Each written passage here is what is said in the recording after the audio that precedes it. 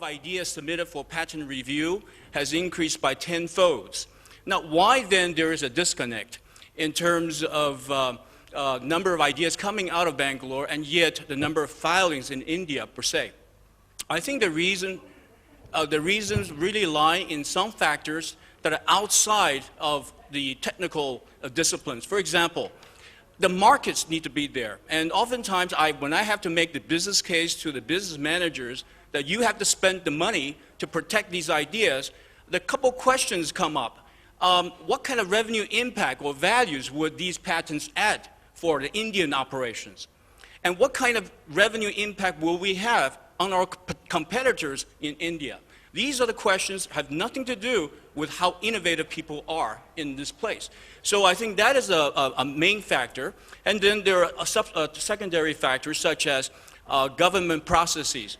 It takes a very long time, actually, comparatively speaking, to get even the first office action from the patent office. It takes 5 or 6 years, and that is extremely long. And yet there's no exceptions or carve-outs to this. In many patent offices, they have what they call fast-track examination process. You pay a little bit more money, and you will, get the results in a year or 2 years.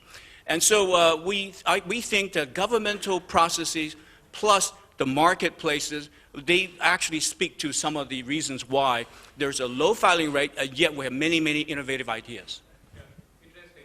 So, Nivruti, from your side, you've seen both angles, right? You've seen the US center, you've been there as a technologist, you come back to India. What is your take on the key reasons why we are where we are? So the first thing I would like to say that in India, in Intel India, we have the smartest set of people. But the unfortunate part of this really smart, energetic group of people is the culture that we come from. Our culture tells us to not break the rules, to stay inside the box. What has been given to you, focus on that. So my one little urge to my team and to all of us here is to be bold, to break the rules. One saying that I would like to leave my 2-minute spiel with is, Goethe used to say, boldness has magic, boldness has power, boldness has genius. And I truly believe boldness is one of the key things that we are lacking. Interesting. So Reddy, what is your perspective on this? What do you think are the key reasons here? Thank you, Siddhant. The major reason I see is that, one, what Nivruti said, the culture part of it, but also from the service provider perspective, we always treat customer as the king. We expect them to come back to us, tell us what needs to be done. And that's a major setback for us from the services perspective. One of the things that we did actually to change that is, if you look at about Symphony in the last 2-3 years, almost 90% of our management has changed. And majority of us come from now product background. All of us are software companies, have done startups in US or here, starting from our chairman who's a serial entrepreneur. So that's something that's, once again, Nivruti mentioned about the boldness. Right. And that's translated into the organization where we are going back to our customers with new ideas, how we can actually help them. Wow. That's one of the things Tarun was mentioning yesterday. Interesting. So Mrityunjay, coming to Persistent, very interesting point there, right? What do you see as the key reason why Persistent actually took that step of investing in IPs, investing in people, investing in solutions, creating products? Why did that happen? How did that happen? Are you actually seeing benefits, or is it a marketing spiel? No, it's not a marketing spiel. So, thank you. I think I'm a very positive person, so I saw your spill about what's happening with India. But I think in pockets, people are trying to change the world. We are looking at, so as a company, we, in 2008, when the world changed and the economy changed and the cost model and the revenue model changed for the world, we said, okay, let's create IP. Now, when you create IP, there are 3 aspects of IP, right? You got to create it, you got to make sure there is a utility of that in a market, and then you got to actually sell it. Right? These are 3 different distinct functions. You have to focus on these. Now, as a company, when we started on this journey, we didn't know any of this. Even though we work with product companies, we know how to build it. But then we said, okay, let's figure out how do we actually go and sell in the market, find the market. So we have somebody who's focused on products. We have a guy called Chief chief product officer. His job is to create a bouquet. We are going in a market, we are creating products which we are selling in the global market. This is not just for India market. And the strategy is that right now we do around 18-20% of our revenue. We want to make it like 1/3. Wow, you do make revenue then? Yeah. Wow, awesome. Of course, yeah. So 18% of our revenue comes from product that we sell outside across the globe. That's an interesting point, right? Because a lot of the people in this room, and I like speak to, I don't know, a lot of center heads but that's my job. And most of them tell me that, Siddhant, there's no market for this product in India. And so how do I really do anything innovative around it? And so here's a company that obviously there's no product for what they're trying to make here, and they're making it from here and selling it globally. So what is it that is stopping us from there? And at this point, I'll just like to get GE's perspective. So Satish from GE, I mean, we've all read, digested your the frugal innovation and the things that the great things that you've done around it. And coming to the context of just India market or looking at innovations for global market, what is it that GE is doing differently that's actually allowed it to balk this trend of very low innovative work, low patent filing from India? Thank you. Can you hear me? I'm not sure about this mic. Yeah, I think it's okay. Basically, it has been a journey. We have a really large research center here, JFWTC, just around the corner. We have more than 5,000 scientists and engineers working there. And the focus, I must say, when the center was started, the focus was not innovating for India. It was much more innovating for the world. But as the India story developed, India became part of our job responsibility too. In the beginning, what we tried to do, and a number of companies still are trying to do, and we are trying to get out of that habit, was to de-feature our products to reduce cost. So you have a top-end product, you try to remove some features of it, you try to replace some features with a kind of less useful or less top-end features, and try to reduce cost. But pretty quickly we came to understand that that approach doesn't work. It doesn't work for anyone. I'll be very surprised if somebody has actually made a success out of it. Because the customers are similar everywhere. They want the best. And it doesn't matter if your cost point or price point has to be low. Customers still want the best products. So basically what we moved from that, and that what the journey has been, is that we don't take something designed for global or North American and European markets and try to de-feature it to bring down the price point to Indian levels, but we try to rethink the product completely new. And one of the results that came out of this whole process was that our newer products that we are in process of developing or we plan to develop are probably going to be more high-tech than the more expensive products that we are designing and selling for richer markets. Because you need most of the features and you need them much cheaper. Couple of things which we have already come out and most of you must have heard about is one of our ultrasound. We are also working for a much cheaper MRI machine in healthcare because affordable healthcare is one of our big bets. And all those products are going to be very innovation heavy and going to be ready for developing markets.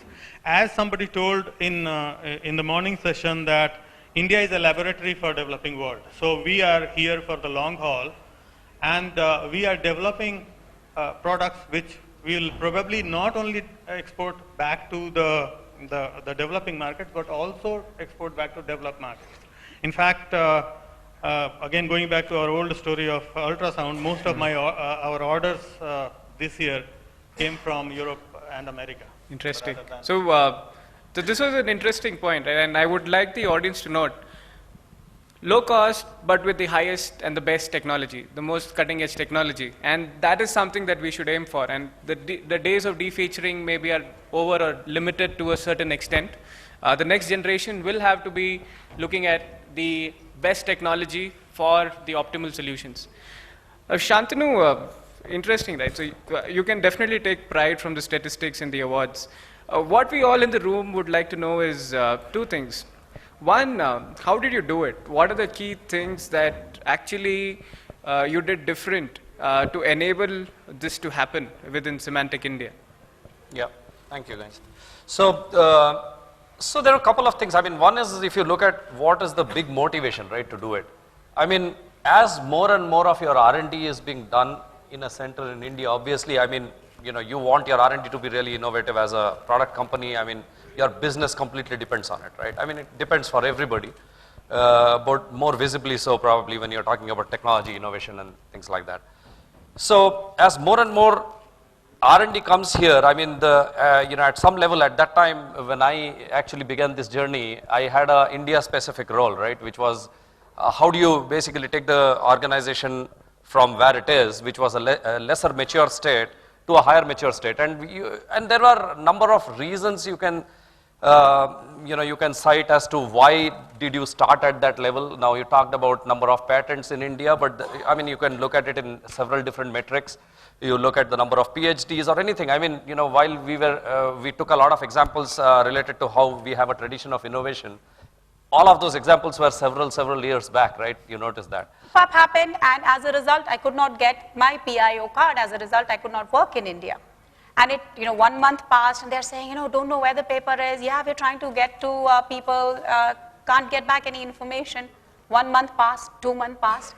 Then sometime around early November, I found in the newspapers as well as on the websites that India is opening the dual citizen request from United States citizens. So I immediately applied. I checked with my interlegal. They said, yeah, go ahead, apply. I put in all my patents, my disclosures, my conference papers, all my innovations, everything. You know, like Siddhant had mentioned, I was on the technical career path while I was mostly in US. And then I moved to the darker side where I'm only managing now. So I made sure that I lit up my technical career in my filing, thinking that hopefully, you know, I will get a dual citizenship and I'll be able to work. And end of December, so I was just hoping that I'll get my dual citizenship, nothing else. But end of December, I get a mail saying that, you know, you are part of some top 30 people identified out of some 600,000 applications to be the potential first one. My husband said, celebrate, this is good enough. You know, there's no way you'll be the first one. You know, you don't even know anybody in the government or anybody who's a bureaucrat. So we were sitting pretty nicely, you know, enjoying the letter, still hoping that my citizenship comes soon because I was terribly, you know, uncomfortable working through the night with United States while my rest of my family goes out during the day doing their regular work. January 7th, I get a mail, you're the top 4. And please make arrangements, you know, use this information to get your tickets, reach Hyderabad. You may be one of the, you know, top ones.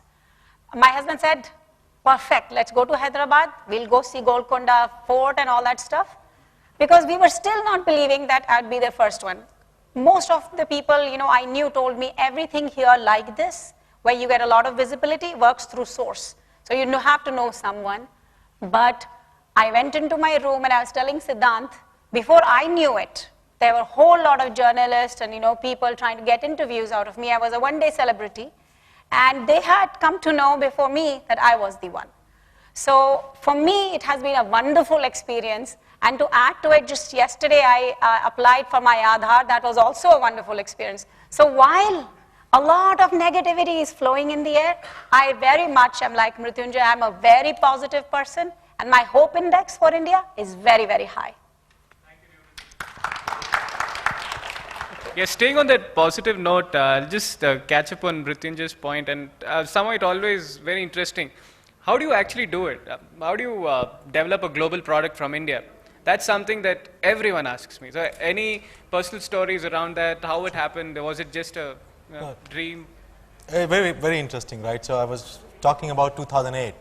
So post 2008, you know, we looked at what's happening in the world. The revenue models had gone for a toss. The cost models had gone for a toss. We were trying to figure out as an IT company, what do we do? Because we used to work for, you know, other companies doing services, developing products. So we knew how to build products. And we used to do a good job of it. But we said, okay, why can't we go and build our own products?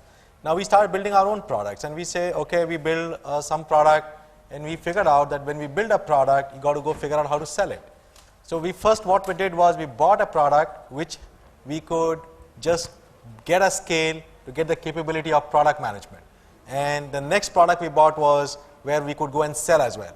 So we bought a series of products, small in size, 2 million, 5 million, 10 million, 30 million, increasing up to. And the latest products, we are actually creating our own sales channel, right? This is called Radia, which is from Persistent. We do device management.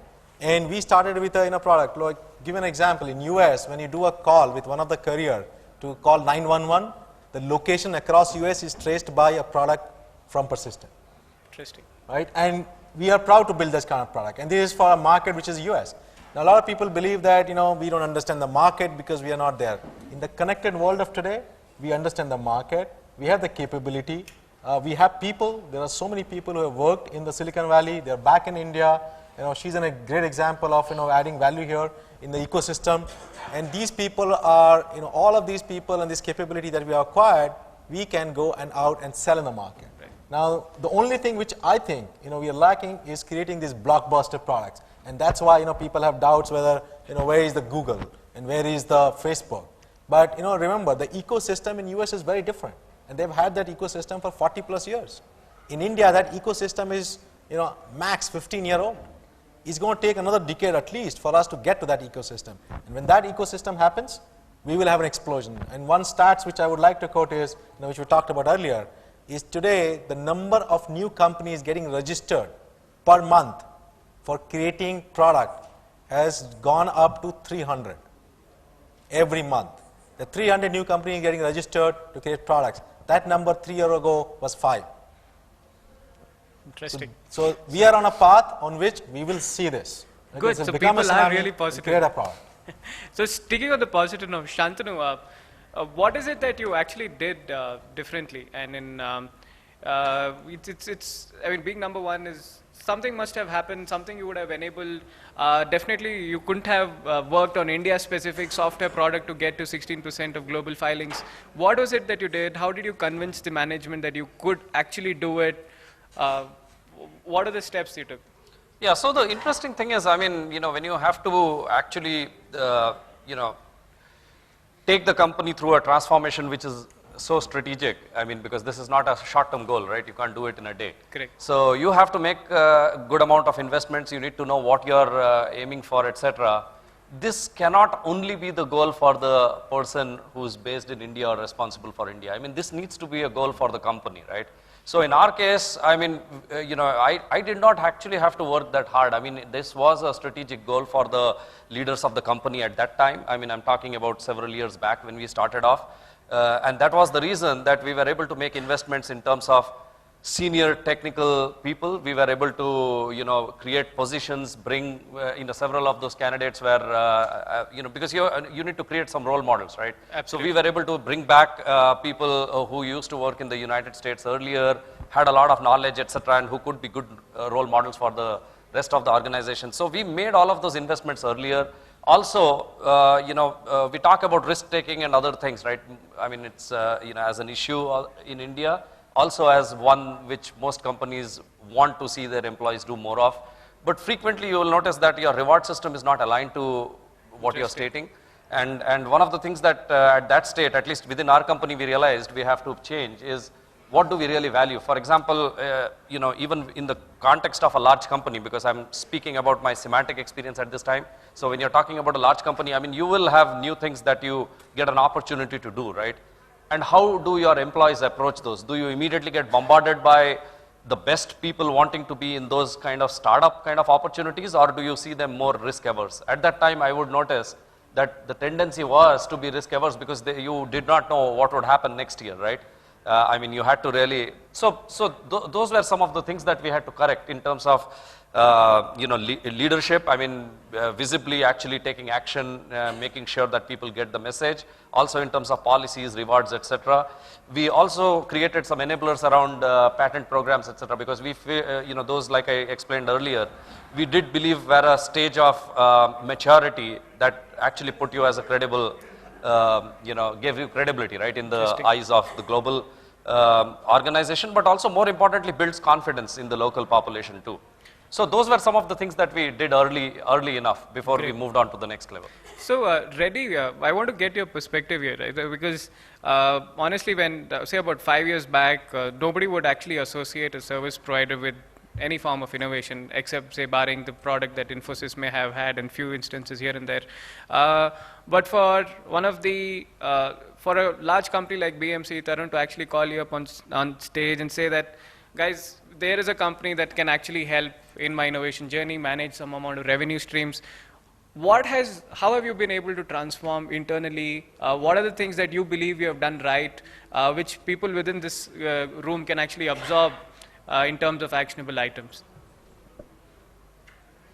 I think first of all, let me thank Tarun if he's in the room. That's very nice of him. Because as a services company, we cannot name our customers. At least I can name BMC because he named us. There are plenty of customers in this room. Actually, that's some of the innovators that you mentioned on your list are our customers. What happened was that way back in 2005, our chairman actually called up and said, I'm putting a $150,000 prize for innovative ideas. Wow. That's an annual prize that actually happens in our organization. And the team that actually comes up with the best idea and productizes it. And there are some of the products that we came up with, we built our own IP, but we made a conscious decision not to compete with our customers. Normally, whenever we come up with that kind of an idea and productize it, we spin it off as a separate company. Interesting. And that's one of those products actually got the best product award 2 years back in the Pink Elephant show. Okay. But that's the start of the journey. And that's actually gave a lot of people that have choice to think outside the box. And the second thing that we did was that because we always worked with the software companies, we started bringing back some of the folks, what we call the product managers, that have exposure to the customer base. And also it also happened, thanks to US government and European governments, that because of their policies, a lot of the smart people are coming back. And that's kind of gave us a lot of smart people that have exposure to the customers, because whatever you build at the end of the day, the patent is only one thing, but if nobody is using that product, is of no use. Interesting. Applying that technology, applying that solution to the customer needs is very important. And the product management capability that we actually built within the organization, as well as we got people from either coming back from US, Europe, wherever they are. Okay. That's helped us actually coming with the solutions which we could take back to our customers and say that this is what you're missing. And one of them, as an example, I can't name the customer again, last year we looked at one of your competitors' quadrant. The Gartner quadrant. Gartner quadrant. Our customer was actually laggard, and their competitors were in the visionaries and the leaders quadrant. We went back to them, we studied both of them, and we went back to them with an idea that where their product is lagging, what we can do to help them, and we actually had a 2-day session, what we call product ideation now, and we actually proposed to them a solution where we could take their product to the next level. And when actually they demoed that product to the analysts, that evening their stock price went up by 10%. That's a stockholder value, that's immediate value to them. And that's, we are productizing that idea right now. But that's one way of looking at it. And also, like Tarun said, we have taken some of their products where in BMC's case, only Salesforce that they have, everything else we own those products. And those products, 4 or 5 products actually add tens of millions of dollars to their revenue top line. And we actually do their product marketing, product management, development, QA, worldwide global support, L1, L2, L3 support. So we own everything. We are their R&D division. Absolutely, great. And it's extremely heartening for me to see that in the last 2 to 3 years, we have taken giant leaps in actually bringing forward some amount of actual tangible collaborative efforts in not just, some tertiary services, but also in terms of actual co-innovating certain products. Very heartening for me personally. I would like to come to Satish and look at, so outside the examples that we are very familiar with, you mentioned a few of the interesting areas that GE may be working on recently. Obviously, we don't want the names, but can you give us some insights in terms of how is it at a technology level or at a market level, how are you approaching this problem in terms of ensuring that you stay ahead of the curve in terms of innovation? Well, I don't want to claim anything on GE's behalf in Indian market because I don't think we are very successful so far. But I will give you some idea of what we think ourselves as in Indian market. And remember that GE is an infrastructure and finance company. You know, before 2008, our finance was bigger than our infrastructure total. After 2008, we are trying to get back into more infrastructure mode. That's the best definition of GE I've heard. Yes. Infra and finance. So right now, the way we look at India is using two different glasses. We are looking at India where we can, have products and have business in affordable healthcare, which is one of our big pieces. And we are looking at India where we can have products in energy. I personally come from the energy part of GE, so I probably don't know a lot about healthcare plans, but in energy, what we are trying to do is, if you look at India, India is a hugely energy-starved country. Our energy needs are much more than what we are capable of generating.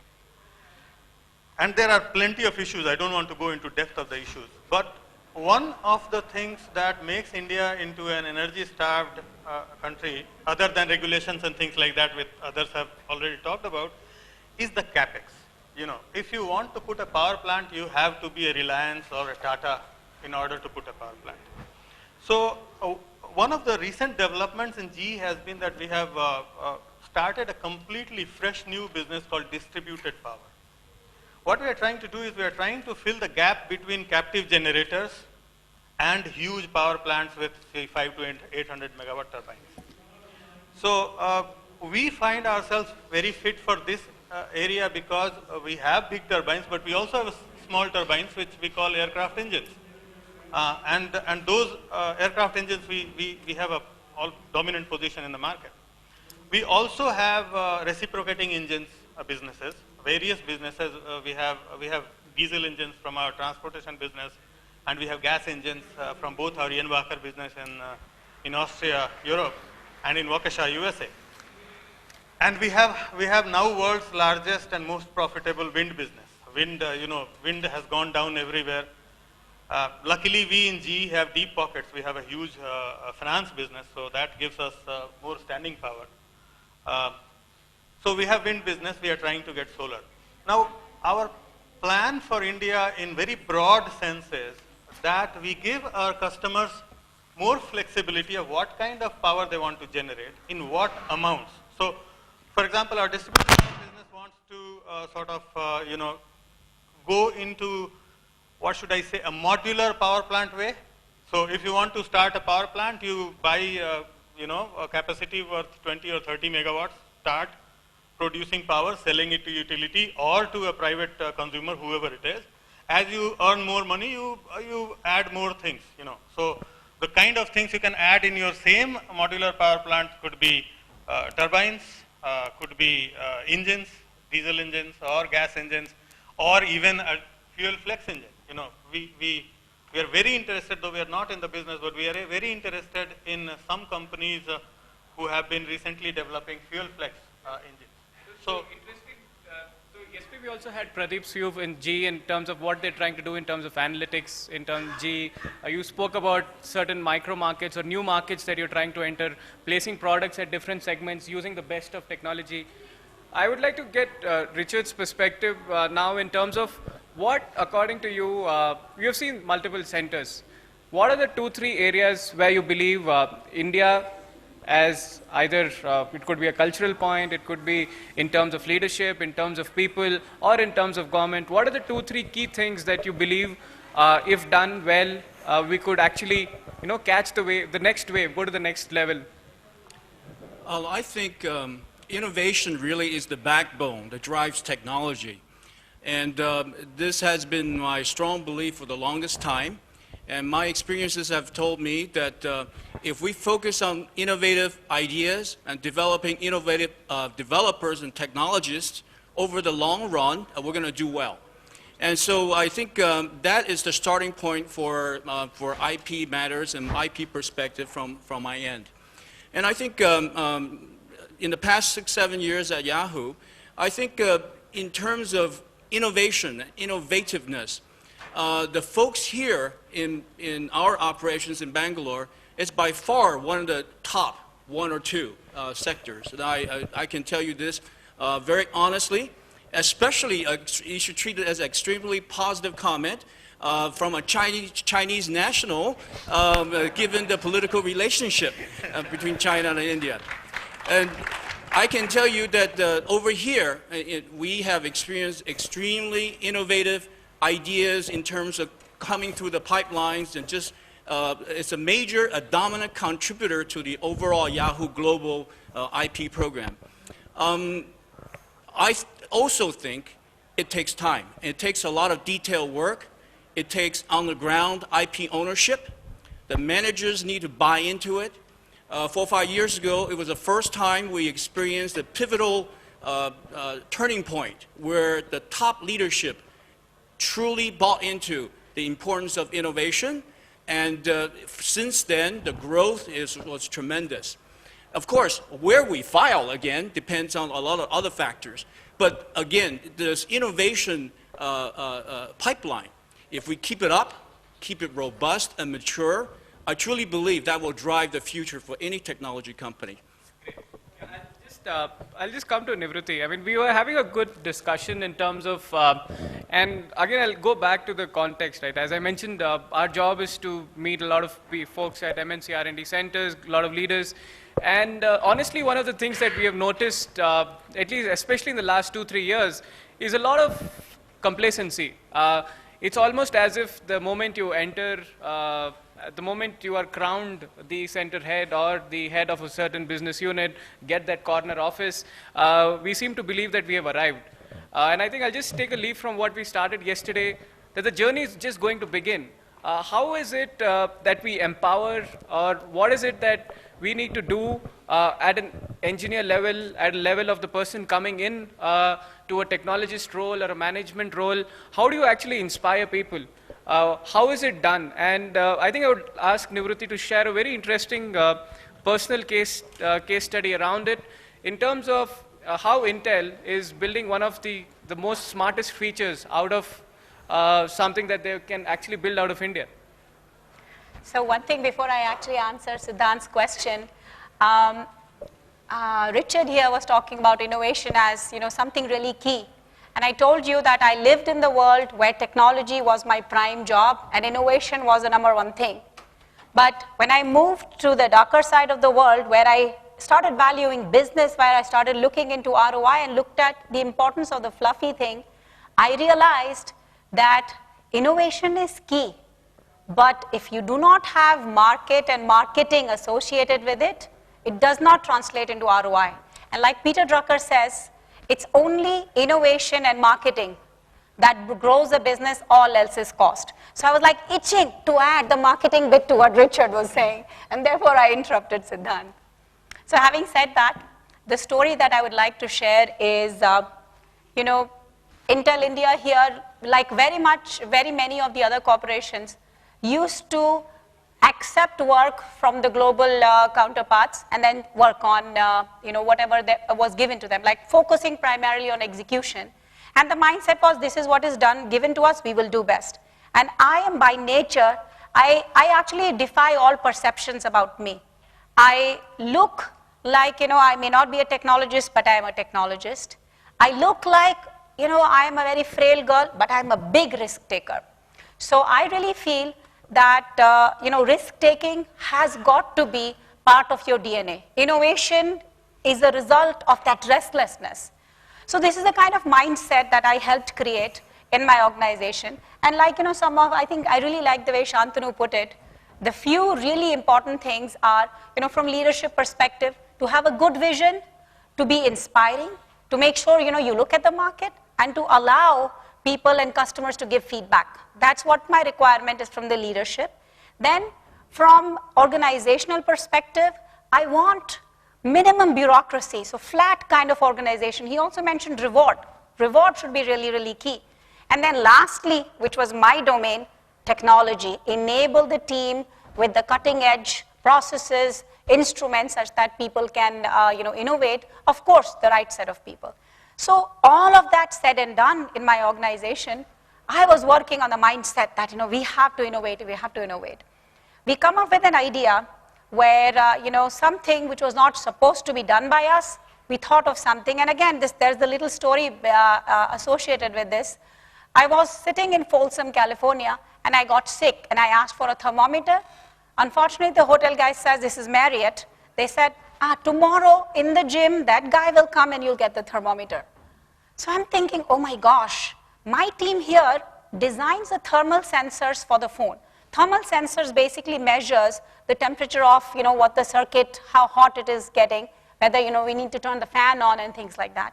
So I'm thinking how hard it is to put a temperature sensor for my body and give me the what my fever is, because otherwise I don't know, I might sleep and I might be, dead tomorrow morning. So I started putting, cold towels on my head, and next day I went to my,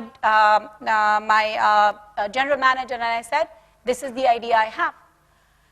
He said, it took me some amount of convincing. I'm making the story short, but a lot of convincing. And he said, okay, I'll give you 5 software heads. You have 500 hardware people. I'll give you 5 software heads. Go make it happen. And I was telling Siddhant, it was so hard. It was like swimming against the tide. I tapped on people's passion. My team here is very young. India demographic tells you that India is very young. I tapped on their energy. I gave them the direction, and we had a good proof of concept that we could show to people. But it was a very difficult swimming against the tide task to take this proof of concept, innovation that came out of, conceived out of India, done out of India, into a product. We worked very hard, took a lot of blows on our soul, but made it happen into a product. And I will tell you that very recently, this was 4th of June, our vice president, the executive vice president for sales and marketing, his name is Tom Kilroy, he was announcing a new phone form factor design. And the one feature that he shared in the Computex was the integrated sensor hub that I was talking to you about. That was the only claim to fame that got in the headlines. So that's what it took us to, think of an idea, take it, go ahead, do the risk-taking, jump wherever it is required, take lots of blows on your body, on your soul, but make it happen. Out of the box. So I think I think I started negative, but I'm increasingly being convinced on the positive. And I think with such an amazing panel and the set of people we have, I would have loved to continue this through the day, but I think the time would not allow it, and I've been getting a lot of frantic calls from my colleagues. What I'll do is I will try and leave it at this high that we are on, and I'll try to summarize some of, as I started my discussion, what is it actionable that we need to do as individuals at a company level and maybe at the government level. I'll start with the individual level. A lot of people in the room, we must ensure that being technically capable is just not sufficient. It is a hygiene. First, we need to get to that amount of technical competency, and then we need to have the passion to actually communicate, market our ideas to the right set of people within organizations. Very few of us actually work in startups who can have the advantage of having the CEO connect the day you want it or the time you want it. I guess it took Divruti one outing in San Diego where she had to go speak to the CEO to convince him. Most of us will have to fight through the fat there. That is important. That is the only way we can succeed. Coming to the leadership angle, people who are actually leading teams, leading centers, leading BUs, I think there are only 3 things that we need to do. Passion, passion, and passion.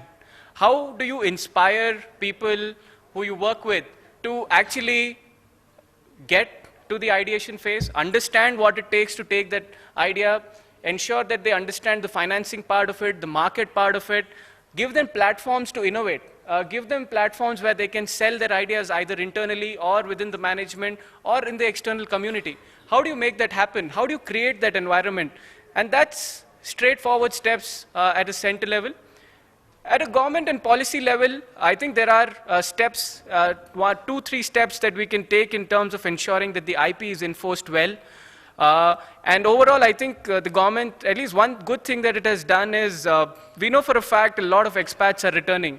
And that journey has been smooth for most of them. We have a brilliant case study here. We have Reddy, again, who's a dual citizen. So we have seen the benefits in the last 5 years. And I think great. I think I'm convinced out of my pessimism. I think best of luck to all of us. I'm sure we are on a path to an absolutely accelerated innovation journey.